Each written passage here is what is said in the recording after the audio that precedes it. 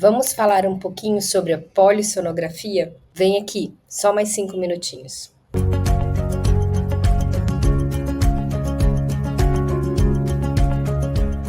Bom, polissonografia o que é? Poli, muitos, sono, o sono, e grafia, gráficos, né? A escrita. Então, são muitos gráficos do sono. Qual é a grande vantagem de uma polissonografia? Por que a gente faz uma polissonografia? Para ver todas as variáveis fisiológicas mensuráveis que a gente consegue medir, né, durante uma noite de exame. E essas variáveis, elas são variáveis que vão fazer diferença numa análise clínica como a gente conhece. O que eu quero dizer com isso? Então, nós vamos medir tudo aquilo que a gente consegue interpretar, tudo aquilo que a gente consegue dar uma interpretação, dar um sentido, e principalmente, aqui está a grande vantagem do exame de polissonografia, conseguir fazer isso de maneira simultânea. Não é avaliação da atividade elétrica cerebral, não é a avaliação da atividade elétrica cardíaca, não é a avaliação do movimento, é a avaliação da atividade elétrica cerebral junto com a cardíaca, junto com o movimento, junto com a respiratória, junto com a variabilidade do que é da frequência cardíaca ou não, não é só o eletrocardiograma, e sim o pulso. Ou seja, ela vai fazer, a polissonografia vai dar para a gente uma interpretação, uma capacidade de interpretar os dados ao mesmo tempo. Essa imagem que vocês estão vendo aí é o resumo final de uma polissonografia. Depois de analisada nas suas múltiplas etapas, a polissonografia vai ser resumida neste gráfico. A gente chama de hipnograma, a rigor, hipnograma é só a nossa primeira linha, porque é o hipno do sono, né? É o gráfico do sono. Mas a gente chama isso aqui de resumo gráfico. Resumo gráfico ou hipnograma, como comumente conhecido. E o que eu quero mostrar para vocês?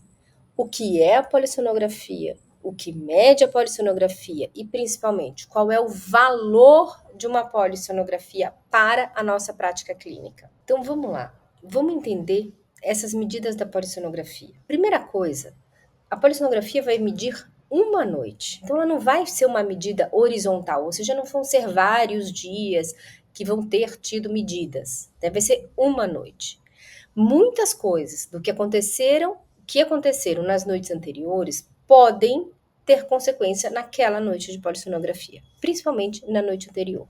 Então, a gente fala que a polissonografia é um exame, número 1, sensível à noite anterior de sono, que é muito importante a gente entender isso, porque a arquitetura, a estrutura do sono, ela é sensível ao que acontece no nosso dia e é sensível à noite anterior, principalmente quando a gente fala de privação de sono. Então, mas vai ser um exame de uma noite. Ela não vai avaliar o sono horizontalmente, e sim pontualmente. E sim é como se fosse uma fotografia daquele momento. Então, é um momento sendo retratado. Então, a gente vai usar a polissonografia para aquelas coisas que, número 1, acontecem todas as noites. Então, se eu estou tendo um problema de sono e me acontece todas as noites de sono, é muito possível, é muito provável que na noite de exame a gente vai pegar aquela situação. Vamos, por exemplo, apneia obstrutiva do sono. Então, se a pessoa tem ronco, ou para de respirar, ou tem alterações respiratórias, ela vai fazer isso todas as noites. Então, na noite que a gente pegar a polissonografia, ela provavelmente, vai ter essa alteração. Então, a gente sabe que a sensibilidade da polissonografia para distúrbios respiratórios do sono é grande. Uma outra situação, ela tem eventos motores à noite, ela se movimenta de uma forma que a pessoa que dorme junto, ou o cuidador, ou parceiro de cama, considere anormal. Também, uma polissonografia com vídeo tem chance de pegar aquela alteração se aquilo acontece todas as noites. Agora, eventos muito esporádicos ou eventos que são relacionados à horizontalidade do sono, ou seja, uma privação crônica de sono, um dormir sempre muito cedo ou sempre muito tarde, um estar sempre muito cansado sem nada durante a noite, a probabilidade da polissonografia pegar alguma coisa, ou diagnosticar, ou auxiliar no diagnóstico, vai ser menor, tá? Então, o importante é entender que ela vai medir uma única noite de sono, aquela noite que a gente está examinando. A polissonografia tem tipos.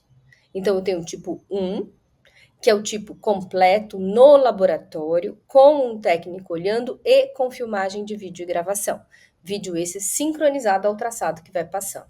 Essa é tipo 1. Polissonografia tipo 2 é aquela polissonografia que vai ser com os mesmos sensores. Ela tem sensor de eletroencefalograma, ela tem eletrooculograma, eletromiograma, ela tem todos os mesmos sensores, mas ela é na casa do paciente, sem vídeo e sem o técnico a noite inteira.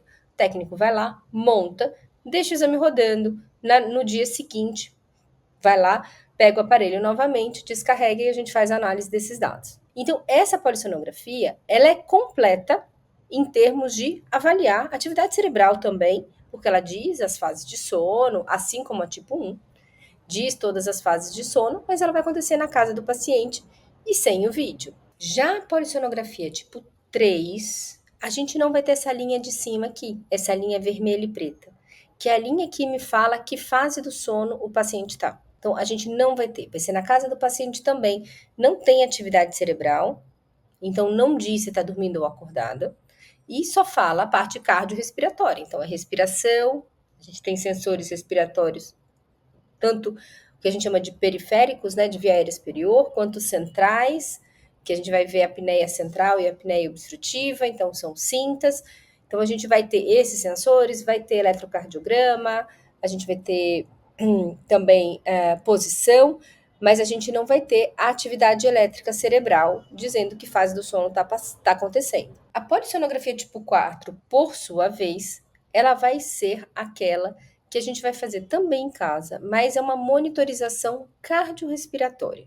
Então, a gente tem um oxímetro de pulso, a gente pode desenhar a curva de oximetria, calcular quantas vezes essa oxigenação do sangue cai. A gente vai ter o pulso, então vai ter a frequência cardíaca através do pulso, quanto varia essa frequência cardíaca, tudo num sensor de dedo. Então, assim, a gente vai ter menos sensores, e desses menos sensores a gente vai ter principalmente o sensor de saturação. Então, são 4 níveis de polissonografia. Então, tipo 1, tipo 2, tipo 3, tipo 4, de polissonografia. Então, isso é o que a gente vê, por exemplo, traduzindo do inglês, né? Polissonografia, tipo 1, 2, 3, 4. Mas a gente vê que a tipo 3 e a tipo 4, elas não medem o sono, elas medem a noite. Por quê? Porque nenhuma medida ali é direta falando para mim que aquilo ali é sono. Eu posso estar acordado com um sensor no dedo ou com sensores torácicos e abdominais e respiratórios, e não sei se eu estou dormindo ou estou acordado, eu posso estar assistindo TV. E aquilo ali está medindo aquele momento. Então, aqui vem uma grande diferença dessa divisão que a gente coloca no meio das polissonografias. Tipo 2 e tipo 1, eu tenho monitorização da atividade elétrica cerebral e, portanto, eu posso inferir quando é sono, quando é vigília. A tipo 3 e a tipo 4, eu não estou medindo o sono, estou medindo a noite, que, obviamente, a grande maioria do tempo a pessoa passará dormindo, afinal nós humanos somos animais diurnos, né, de comportamento diurno e sono noturno, então de noite provavelmente a pessoa vai estar dormindo em boa parte do tempo. Mas isso traz pra gente pequenas diferenças. E quais são essas pequenas diferenças? Tudo que eu meço na tipo 1 e tipo 2 são índices. Então, são índices que vão ser, por exemplo, quantas vezes a pessoa parou de respirar por hora de sono. Quantas vezes ela se movimentou por hora de sono? Porque eu sei quando dormiu e quando ficou acordado. Na tipo 1 e 2. Na 3 e 4, eu não sei quando a pessoa ficou dormindo ou acordada. Eu sei que ela estava de noite. Então, é quantas vezes parou de respirar por hora de registro, por tempo de registro. Tanto num quanto no outro. Tanto na 3 quanto na 4, tá? Podem se assemelhar? Podem. Muitas vezes, aí tem vários trabalhos mostrando que muitas das variáveis são muito semelhantes, mas você tem que garantir que aquele paciente dormiu a maior parte do tempo. E não necessariamente isso vai ser o caso em todos os seus pacientes. Então, isso é um ponto de atenção muito importante quando a gente vai fazer uma avaliação das modalidades que a gente chama de modalidades abreviadas de avaliação do sono, tá? Então, abreviadas porque tem menos sensores. E o que é importante entender? Que existem situações onde você pode usar muito melhor uma do que outra. As grandes vantagens da polissonografia a maior vantagem é você ter todas as variáveis ali aos seus pés ao mesmo tempo. A grande desvantagem é que são vários fios, a pessoa tem que estar uma noite inteira com aqueles fios inteiros, todos aqueles fios, pode ser que a pessoa se incomode, não queira usar, não ache que aquele sono reflete de fato o seu próprio sono, embora isso a gente já tenha isso descontado nas variáveis, né, com relação à eficiência de sono, mas a pessoa pode se sentir desconfortável. A tipo 1, por exemplo, a pessoa tem que ir para o laboratório de sono, então dormir num ambiente diferente. Agora, a tipo 3 e a tipo 4, elas são menores, é menor quantidade de sensores, tem menos sensores, geralmente se faz na casa do paciente. Então, ela tem essa vantagem. Então, se você pensar em posologia, é muito mais tranquilo você fazer a mais abreviada. Mas em entrega de informação, é muito mais tranquilo e mais certeiro você fazer uma polissonografia tipo 1.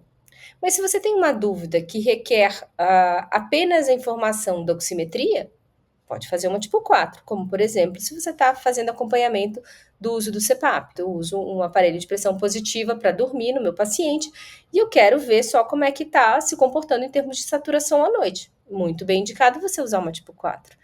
Eu tenho um paciente que eu não sei, aquilo ali, por exemplo, uma mulher pós-menopausa que está acordando muito cansada, com muita fadiga, e o marido não olha, não vê tanto ronco assim, um pouquinho a mais, é meio esporádico, vai ter que fazer uma polissonografia tipo 1. A gente já sabe que a apneia na mulher dessatura menos. Então, é muito mais provável que ela tenha apneia relacionada a microdespertares. Então, o que eu quero que vocês entendam é que são diferentes, mas são diferentes no sentido de quantidade de sensores e existe indicação para uma situação e indicação para outra situação, tá? Embora um seja mais incômodo, é mais completo. O outro é mais cômodo, mas menos completo. Mas às vezes eu preciso de menos informação, às vezes eu preciso de mais informação. Então é essa medida que ela precisa ser dada ao conversar com o paciente, ao entender com o paciente o que ele precisa, o que ele quer, como está, para você conseguir fechar. Então essa curadoria depende de um profissional que saiba tomar essa decisão, que saiba escolher pelo melhor modalidade para aquele paciente naquele momento, sem que o paciente tenha que, porventura, ficar se expondo a muitos e muitos e muitos exames. Às vezes precisa repetir, às vezes precisa sequenciar o exame, mas se a gente puder evitar, obviamente a gente vai evitar e querer o melhor com menor quantidade de exames para o paciente. Então, entender os tipos de polissonografia fazem a base para você poder interpretar o exame, que vai ser o nosso próximo vídeo dessa série sobre polissonografia.